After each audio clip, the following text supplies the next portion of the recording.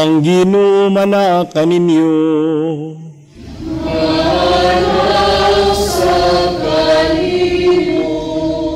Kinutlugikan sa Ebanghelyo sumala ni San Lucas.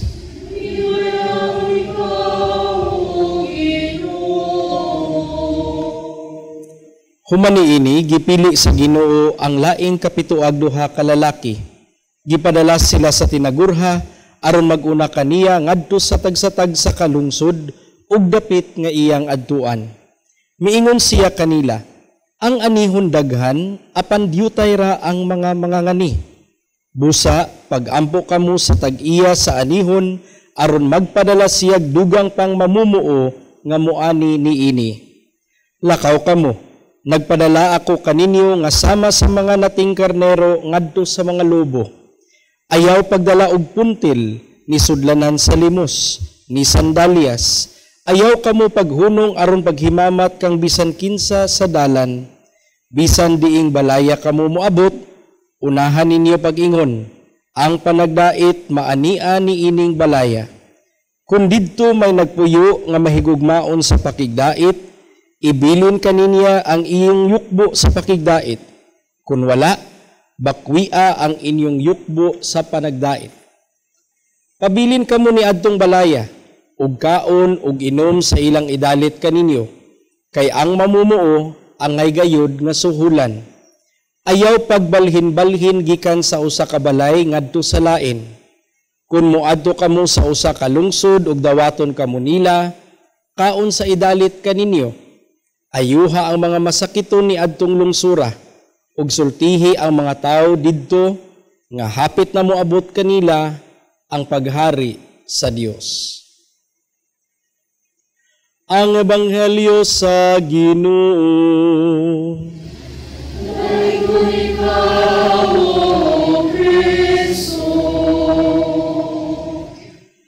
Mga igsoon ko diyan ni Kristo, ani anak kita karon sa ika-14 nga Domingo sulod sa ordinaryong panahon. Niining Domingo ha, alang sa atong pamalandong, atong tubagon kining maong pangutana. Unsaon man gyud nato nga ang atong pagkamalipayon gumikan gayud sa Dios. Because ang atong mga pagbasa adunay kalambigitan sa kalipay. Ug sayod namang gyud nga ang kalipay nga tunhay sa Dios ra gyud na nato makuha. Tulo ka mga punto mga igsoon. Una sa tanan, God should always be our priority. Priority gyud nato ang Ginoo. Maubaya ang mensahe sa atong unang pagbasa ug sa atong salmo responsoryo. Diin kita naggipahinumduman nga ang kalipay sa Dios ra gyud na siya mugikan. Mga igsoon ko diyan ni Kristo, unsa man gyud ang atong priority sa atong kinabuhi karong mga panahon na. Naabayay mga panahon nga usahay bisag tuod conscious ta or aware ta nga ang Ginoo mao una natong unahon apan usahay mangit-ngitan ta sa mga butang nga kalibutanon. Mas atong gipalabi ang atong mga worries, mas atong gipalabi ang atong mga kaguol, mas atong gipalabi ang atong mga kasubo o ang atong mga kalagot baka. Mao na usahay dili na ta makamatngon nga kinahanglan di ay nato i-prioritize ang Ginoo. Di ba niingon sa usa ka saysay sa mga ebanghelyo, seek first the kingdom of God, no? Pangitao sa ang Ginoo, and then the rest will be added unto you. So mao na ang unang punto mga igsoon. Ikaduhang punto mao kini. Accept that there is pain and embrace pain and sufferings. Maubaya to ang mensahe sa atong ikaduhang pagbasa. Gipahinumduman ta nga we bear the marks of the wounds of Christ. Kay ultimo, ang atong Ginoong Hesukristo, siya mismo miagi og kalisod, miagi og mga kasakit. Wa niya kini wagtanga. Hinunua, he embraced pain and suffering. Kay kung sige taglikay sa mga kasakit, sige taglikay sa mga suffering, sa mga challenges, di gyud ta malipay. Kaya ang atong kinabuhi, we will only spend our whole life avoiding all these pains. And if we just avoid, ang mahitabuan na di gyud ta magpakabuhi ani. Wa jud tay hinungdan, wa jud tay dag-anan kay sige ra man tag likay-likay sa atong panaw. Mga igsoon ko diyan ni Kristo, importante that we also embrace pains and sufferings in our lives because whether we like it or not, di gyud na nato malikayan. No, there are of course unnecessary pains that we can avoid. Pero sayod ta nga sa kinabuhi, aduna gyud mga kasakit, adunay mga kalisod nga dili gyud na nato siya ma-avoid. Mauna nga atong dawaton, we bear our pains patiently and unite our pains and sufferings with the sacrifice of our Lord. After all, ang tinuod nga nahigugma, andaman pod nga mo sakripisyo sa iyang kaugalingon, alang sa mga tao nga iyang gihigugma, alang usab sa iyang pagpangalagad ngadto sa Dios. Ikatulo og katapusang punto mga igsoon ko diyan ni Kristo. Sa atong ebanghelyo, gipadala ang mga tinun-an ug tinagurha, no?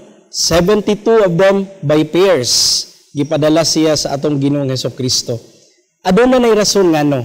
Kaya ang atong Ginoong Hesukristo siya mismo kahibalo nga dili ta angay mag-inusara ni ining kinabuhia. Sa pagpangalagad, no?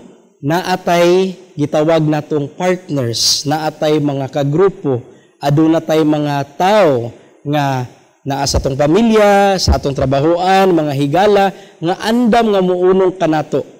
Kay kaybaw man sa gyud ang Ginoo nga dili na nato makaya nga kita-kita lang. So kung ginahantang magmalipayon, no, do not ever, no, lose the privilege nga ang ubang tao dili makatabang nimo. Kung kinahanglan ka nga mangayog tabang, bahalag usahay ulaw, pangayog tabang, pangayog tambag, kay nganuman. Wata kaybaw, ang tubag sa pangutana nimo ngadto sa Ginoo, maudi ay ang tao nga iyang ipadala isip instrumento nganha kanimo. So kining tulo nga mga punto mga igsoon, how do we become truly happy under God's grace? Pinakauna, no? Acknowledge and of course prioritize God above all else. Ikaduha, embrace your pains and sufferings.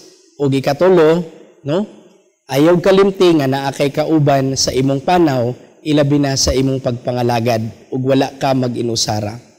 Sa atong pagpadayon niining atong santos nga misa atol sa ikanapulog-upat nga Domingo sa ordinaryong panahon, ato karong hangyoon ang atong mahal nga Birhen sa pag-unong kanato.